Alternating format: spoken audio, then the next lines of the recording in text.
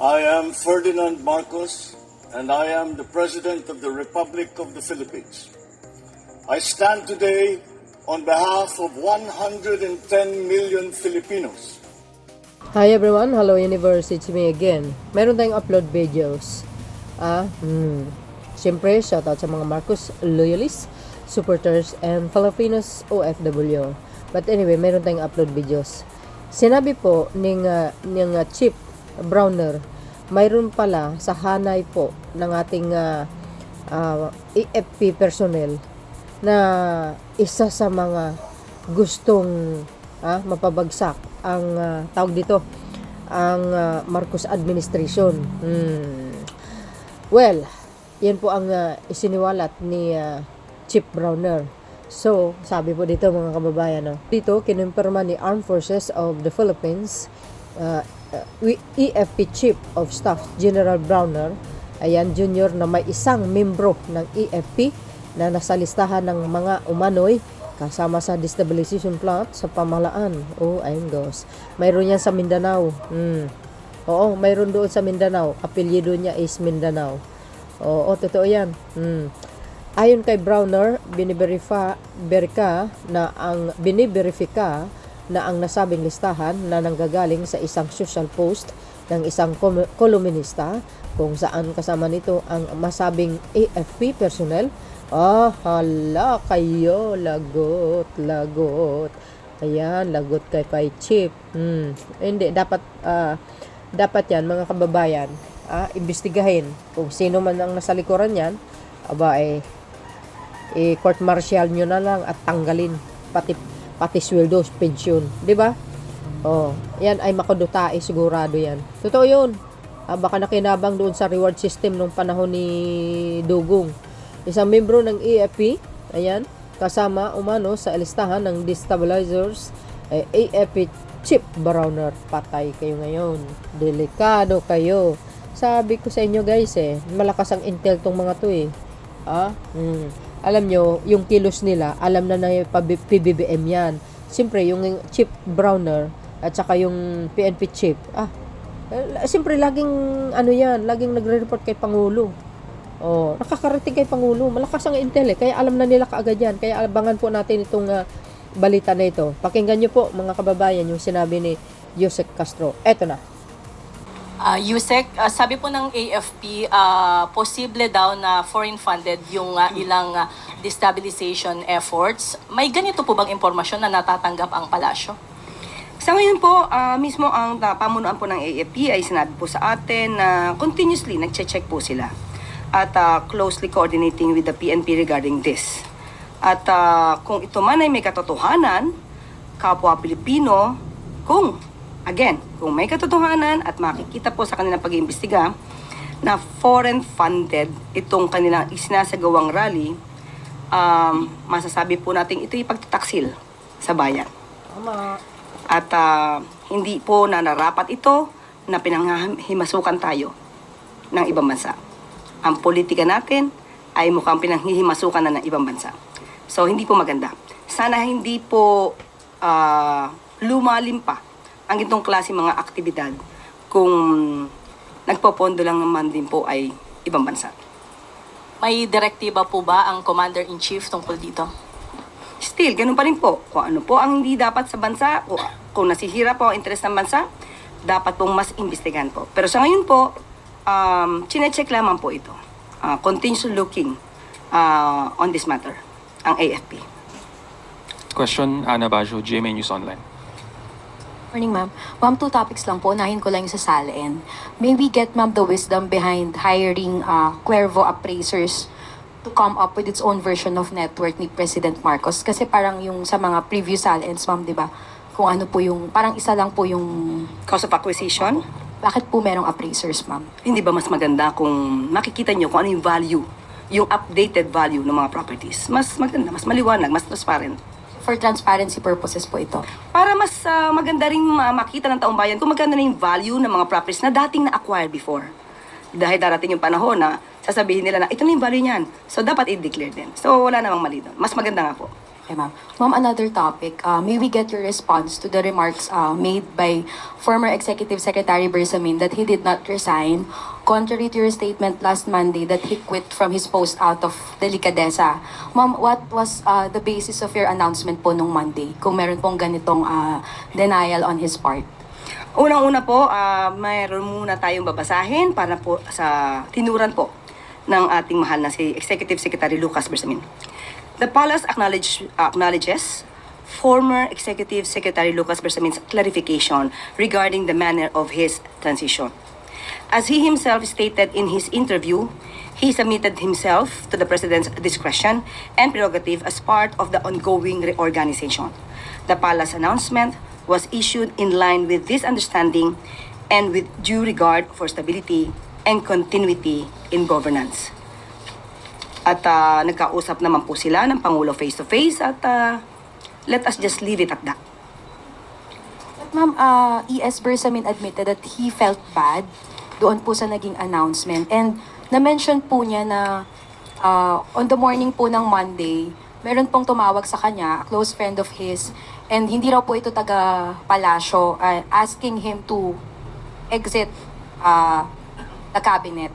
May we know po ma'am kung meron kayong information, given na kayo po yung nag-announce ng resignation, kung tungkol saan po yung naging phone call na to, or sino po kaya yung kausap ni ES? Wala po tayo. Hindi po tayo privy sa kanilang usapan. Kung sino man po yung sinasabi niyang kaibigan na nakausap niya. Wala po tayong kinalaman doon. Thank you, ma'am. Follow-up question, Alexis Romero, Philippine Star. Yusek, former ES Bersamin said, masarap lang daw pakinggan yung delikadesa, pero hindi naman daw ganun yung nangyari, no? Do we still stand by our statement that he resigned out of delikadesa? Muli po, ang pina-announce po sa atin ay galing sa palasyo at kung ano po naramdaman ni ES Bersamin, yun din po na ginagalang po natin ang kanyang nararamdaman. At kung ano po ang sinabi lamang po ng palasyo, yun lamang po ang ating in-announce. Follow-up related lang, Yusek, ano? Kanina may nabanggit na pabiro si Presidente about a cabinet shake-up, even jesting na si FL daw po ay magiging ambassador for OFWs. Magkakaroon ba talaga ng Shake up? Sabi mo, pabiro. Minsan half-meant, di ba? Minsan ng mga joke. Tingnan na lang po natin. Kasi kung nakita niyo po na parang pabiro po yung pagkakasabi ng Pangulo, so yun muna po tayo. Face value. Sa ngayon po ay wala pa po sa ating ina-announce or isinasabing update patungkol dyan. Salamat po. Next question, Ivan Mayrina, GMA News. GMA News. Morning, Yusek. With the very important cabinet secretaries, no less than the executive secretary and the budget secretary being removed from the cabinet at may mga undersecretaries being investigated for conspiracy to commit plunder, is there an internal investigation ongoing, considering that the scandal has possibly hit the high levels to the low levels of the bureaucracy? Sa ngayon, wala pa pong pinapaabot sa atin kung may internal investigation dahil sabi nga natin kung ano man po ang issue patungkol sa flood control projects at infrastructure, nandiyan naman po ang ICI para mas maging independent po ang pag-iimbestiga. Sinabi niyo rin po, baka may mga ibang cabinet secretaries, if they feel that they are involved, mas maganda pangunahan na mag-resign na lang. But aside from that call, is it safe to say at this point that everyone is under investigation? Hindi ko po masasabi. Pinag-iisipan ko, parang wala po akong masasabi na lahat ay under investigation. So, ang maaari lamang pong sinasagawa ng Pangulo yung performance ng bawat kabinete. At yun naman ay usual at regular. Pero kung patungkol po sa mga sinasabi natin mga anomalyang flood control projects at wala naman pong nababanggit o nasasabi, parang hindi naman po kailangan mag-imbestiga patungkol dito. Ma'am, with cabinet secretaries being made to resign or resignations being accepted as you announced, and seemingly given graceful exits, paano po masisiguro ng administrasyon that they will be made to stand investigation and eventually prosecution should it come to it? Wala na po sa kamay ng Pangulo yan. Na yan po ay maaari na sa kamay na po ng ICI, maaari na sa kamay na po ng Ombudsman, DOJ. Sila na po ang mag-iimbestiga. Pero hindi ho ba by allowing them to resign parang nabibigyan sila ng free pass na to escape accountability? Wala pong pwedeng lumagpas. Kung kinakailangan po imbestigahan, private citizen, public official, kung kailangan imbestigahan, dapat imbestigahan. Thank you. Next question, Katrina Domingo, ABS-CBN. Morning, Undersecretary. The former Executive Secretary denied that he resigned out of his own accord. So ano po yung totoong reason kung bakit po siya tinanggal at sino po yung nagpatanggal? Muli, binanggit na po natin ang ating sagot at sila nagkausap na po at sinabi nga po natin, pabayaan na po natin at sila naman po ay nagkausap na. I'm sorry, hindi namin pwede pabayaan because the taxpayers who are funding the government and are actually paying the salaries of this administration is actually asking for the truth from the palace. Bakit po natanggal yung executive secretary at sino po yung nagpatanggal sa kanya? Hindi ko pa masasabi kung sino po nagpatanggal sa kanya. Binanggit ko po kanina na hindi ko po alam po sinong kausap niya. Kung yun pa ang nababasa ng palasyo, dahil sinabit niya naman po ang sarili niya sa President's prerogative, yan lang po ang ating masasabi. At tinanggap po ang sinasabing resignation. Okay, ma'am, just a follow-up question. If you could not give us the exact reason for Bersamin's removal. The former executive secretary was not the first official who actually experienced this kind of treatment na parang they were caught by surprise with their removal. We saw the removal of Baguio City Mayor Benjamin Magalong from the ICI. Also the removal of former DPWH Secretary Bonoan from his post. How does the palace actually explain the seeming trend of unceremonious removal of high-ranking officials in the Philippine seat of power? Tanong po natin, tinanggal po ba si Mayor Magalong? Sino po bang nag-resign? Ang huli natin pagkakasabi tungkol kay Mayor Magalong ay ipapatignan, ipapacheck, ipapa-assess sa legal team kung mayroon ba nababiolate. Wala pong nagpa-resign kay Mayor Magalong. Aksyon niya po yan, voluntaryo.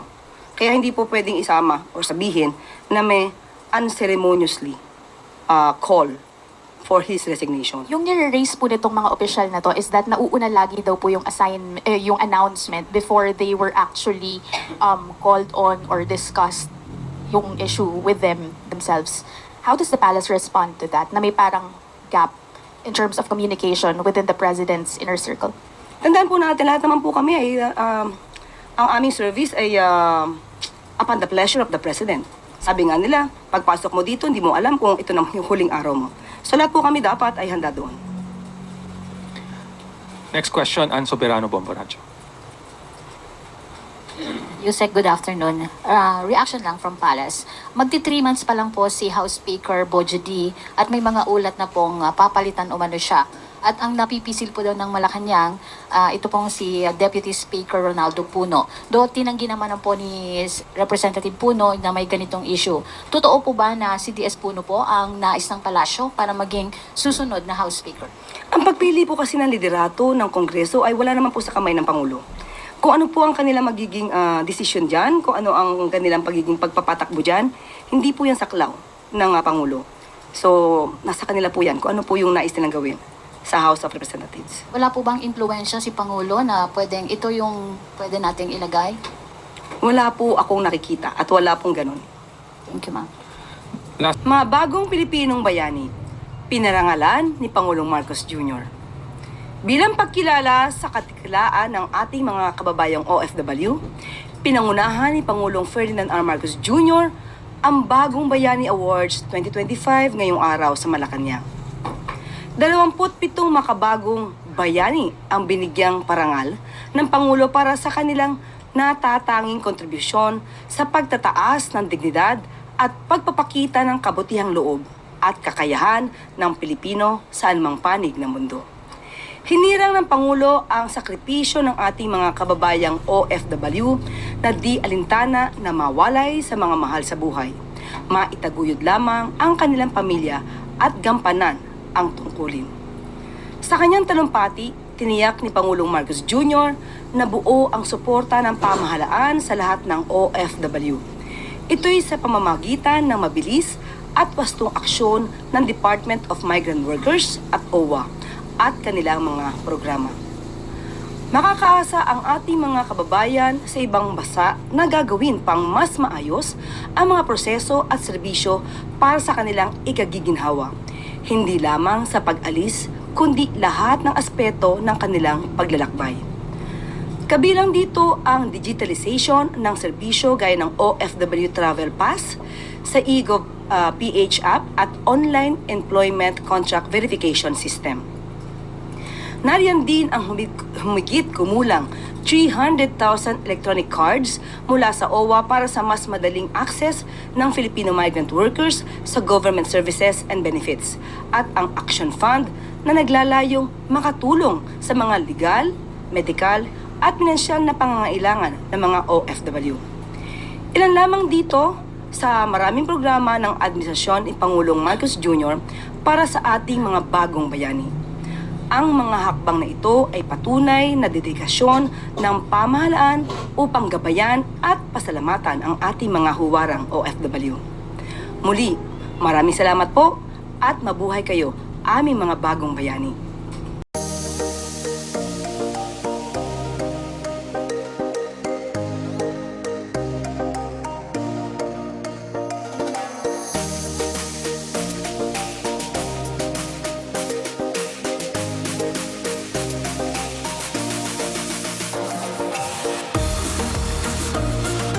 Pagbabalik ng mga nalustay na pera sa illegal flood control projects, sinimulan na ng Bureau of Customs, alinsunod sa utos ni Pangulong Ferdinand R. Marcos Jr. Bilang tugon sa utos ni Pangulong Marcos Jr. na maibalik ang pera ng taong bayan mula sa mga maanumalyang flood control projects. Sinimulan na kaninang umaga ang pag-auction sa 7 mamahaling sasakyan ng mga diskaya na nakumpiska ng Bureau of Customs. Patunay din ito sa hangarin ni Pangulong Marcos Jr. na maipakita sa publiko na walang puwang sa pamahalaan ang iligal na mga gawain at uusigin ang sinumang lalabag sa batas. Ayon sa BOC, sa pangunguna ni Commissioner Ariel Nepomuceno, makakaasa ang taong bayan na lahat ng proceeds mula sa auction ay agad na iririmit sa National Treasury. Ibig sabihin, buong-buo na maibabalik ang pondo sa kaban ng bayan. Sa ngayon, inaasahang maibabalik sa taong bayan ang mahigit 103 million pesos mula sa 7 mamahaling sasakyan na nakumpiska sa mga diskaya. Ayon sa ahensya, simula pa lamang ito sa mga hakbang ng pamahalaan upang maibalik ang pera ng taong bayan. Mayroon pang 14 na construction companies ang kanila ring binabantayan sa ngayon. Mahigit 3 buwan pa lang simula ng paimbestigahan ni Pangulong Marcos Jr. ang isyu ng korupsyon, may nakikita ng resulta ang taong bayan. Isa itong patunay sa seryosong paghahabol ng Pangulo sa mga iligal na gawain ng mga korap sa pamahalaan. Natin ngayong auction, ito ay hindi lamang upang makalikom tayo ng more than 110 million minimum possible proceeds from the luxury vehicles. Mas importante dito sa pera o pondo na maaari natin makuha ay ang simbolismo at ang pagpapahalaga natin na pag ikaw ay gumawa ng mali, ikaw ay mananagot at ang pera ng bansa dapat ay pakinabangan ng ating mga kababayan. Good morning, Yusek. With regards to the auction of the Bureau of Customs regarding with the luxury cars, how would the government ensure that the proceeds of the auction would be felt by the Filipinos, especially the, allegedly it came from the flood control anomalies? Paano po natin ma-ensure na mapaparamdam sa mga Pilipino yung proceeds na to? Ang proceeds po na ito ay mapupunta sa forfeiture fund pero hindi po ito gagamitin ng diretso ng BOC. Ito po ay iririmit po sa National Treasury. So, gagamitin po ito para sa taong bayan, lalo na ngayon na ayaw po ng Pangulo ng korupsyon. So, makakasiguro po tayo sa pamamahala ni Pangulong Marcos Jr. na mga pondong ito ay dapat magamit sa tama. Do we expect as well na it will also be fund flood control as well, especially that it came from a flood control scandal? Hindi natin masasabi sa ngayon kasi ito ay mapupunta sa National Treasury. Pero definitely dapat magamit ito sa tama para sa serbisyo sa taong bayan. League of Provinces of the Philippines nakatakdang bumisita kay Pangulong Ferdinand R. Marcos Jr. ngayong hapon. Inaasahang magbibigay ng courtesy call ang LPP ngayong hapon kay Pangulong Marcos Jr.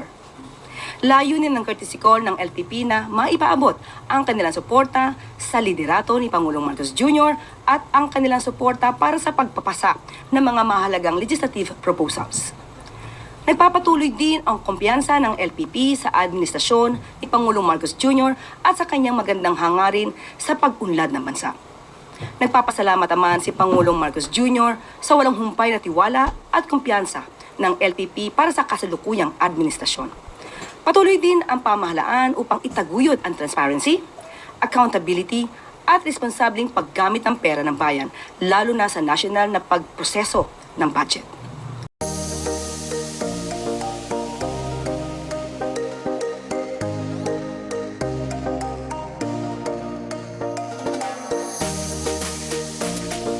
At dito na po nagtatapos ang ating press briefing. Magandang araw para sa bagong Pilipinas.